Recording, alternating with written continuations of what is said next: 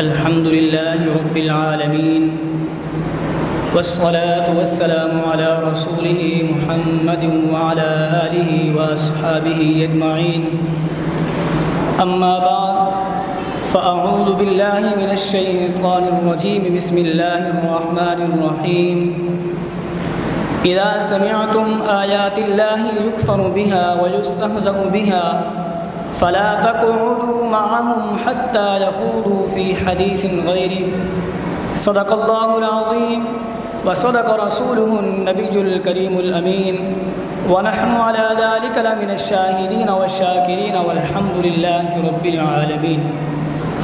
حمد و ثنا کے بعد میرے محترم استاد اکرام اور ہم مکتب ساتھیوں، السلام علیکم ورحمۃ اللہ وبرکاتہ۔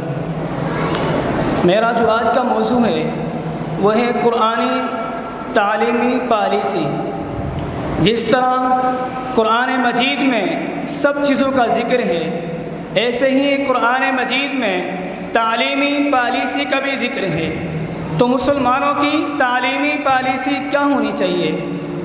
خالق کائنات سورۃ النساء میں ارشاد فرما رہا ہے اذا سمعتم آیات اللہ یکفر بها، اور جب تم سنو کہ اللہ کی آیاتوں کا انکار کیا جاتا ہے، اور جب تم سن لو کہ کچھ لوگ اللہ تبارک و تعالی کی آیاتوں کا انکار کر رہے ہیں، تو اس وقت اگر چاہے تم خود نہیں کر رہے لیکن ان کو انکار کرتا سنو، وَيُسْتَهْزَأُ بِهَا، اور ان کی ہنسی بنائی جاتی ہے، مذاق اڑایا جاتا ہے۔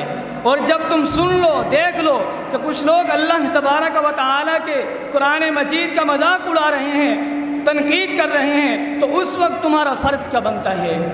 فَلَا تَقْعُدُوا مَعَهُمْ، ان لوگوں کے ساتھ نہ بیٹھو۔ کن لوگوں کے ساتھ؟ جو اللہ تبارک و تعالی کی قرآن مجید پر تنقید کر رہے ہیں اور آیاتوں کا انکار کر رہے ہیں۔ حتیٰ یخوضوا فی حدیث غیری، یہاں تک کہ وہ کوئی دوسری بات میں مشغول نہ ہو جائیں، وہ دوسری بحث کو شروع نہ کر دیں۔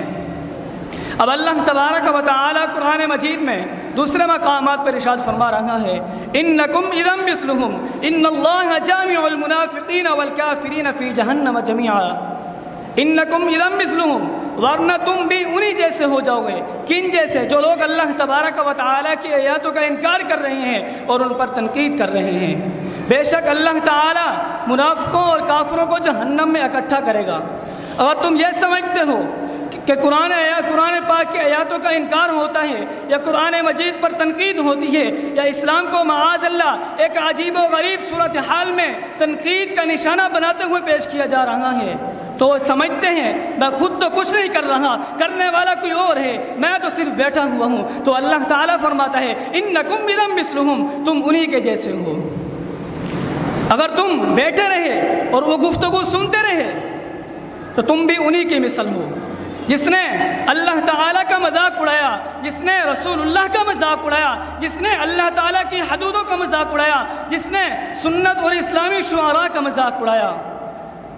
تم سمجھتے ہو کہ میں خود تو کچھ نہیں کر رہا، میں تو صرف بیٹھا ہوا ہوں، صرف سن رہا ہوں۔ اللہ تعالیٰ فرماتا ہے تمہارا سننا ہی برابر کا جرم ہے، تم اسی طرح ہو جاؤ گے۔ اب اللہ تبارک و تعالیٰ قرآن مجید میں سورۃ الانعام میں ارشاد فرما رہا ہے وَإِذَا رَأَيْتَ الَّذِينَ يَخُوضُونَ فِي آيَاتِنَا فَأَعْرِضْ عَنْهُمْ حَتَّى يَخُوضُوا فِي حَدِيثٍ غَيْرِهِ، اور جب تم ایسی قوم کو دیکھو جو اس دین اسلام پر لان تان کر رہی ہے تو تم ان کے پاس نہ بیٹھو، ان سے دور ہو جاؤ۔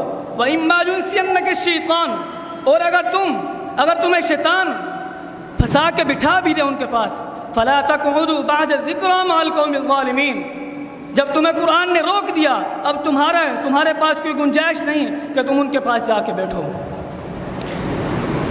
جس طرح قرآن مجید میں ذکر ہے ایسے ہی جس طرح قرآن مجید میں ذکر ہے ایسے ہی جس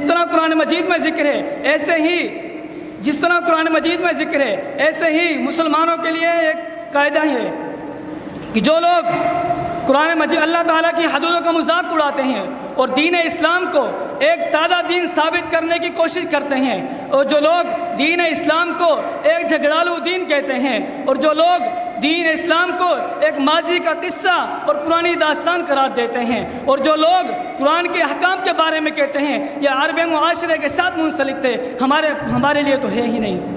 جس وقت ایسی صورتحال ہو اور ایسی گفتگو ہو رہی ہو تو اللہ تعالی نے تمہارے لیے حرام فرما دیا ان لوگوں کے ساتھ بیٹھنا، اور تمہارے لیے اس حکم کو قیامت تک کے لیے پابند کر دیا، قیامت تک کے لیے پابند کر دیا کہ تمہارے لیے کسی عیسائی کا لیکچر سننا جائز نہیں، کسی یہودی کی تبلیغ سننا جائز نہیں، کسی قادیانی کا درس سننا جائز نہیں، کسی بدعقیدے کا کوئی پیغام سننا جائز نہیں۔ وہ کہتے ہیں میں تو صرف سننے گیا تھا، تو اللہ تعالیٰ فرماتا ہے انکم اذا مثلہم، ہم اس جرم کو بتا رہے ہیں کہ تمہارا سننا ہی جرم ہے۔ کون شخص ہے جو کہے کہ میرے کنٹرول میں ہے کہ جب آگ جلے گی تو گھی کو میں نہیں پگھلنے دوں گا؟ کوئی ہے ایسا شخص جو کہے کہ بھائی جب گھی کے ڈبے کو آگ کے اوپر رکھ دیا جائے اور وہ کہے کہ جب نیچے آگ جلے گی تو میں اس کو پگھلنے نہیں دوں گا؟ جب اتنا کنٹرول نہیں ہے پھر وہ کیوں چینل پر بیٹھ کر دین اسلام کے خلاف زہر گھول رہے ہیں؟ کیوں ان لوگوں کی بکواس سنے جائے جو دین اسلام کے خلاف تنقید کر رہے ہیں، اور کیوں انٹرنیٹ پر لوگوں کو ڈائلاگ سنے جائیں جو لوگ دین اسلام پر تنقید کر رہے ہیں اور ان میں جواب دینے کی صلاحیت موجود نہیں؟ اس لیے اللہ تعالی نے ہم پر حرام کر دیا، تمہارے دین نے تم پر حرام کر دیا کہ ایسے لفظ تمہارے کانوں میں داخل نہیں ہونے چاہیے۔ وما علینا الا البلاغ المبین۔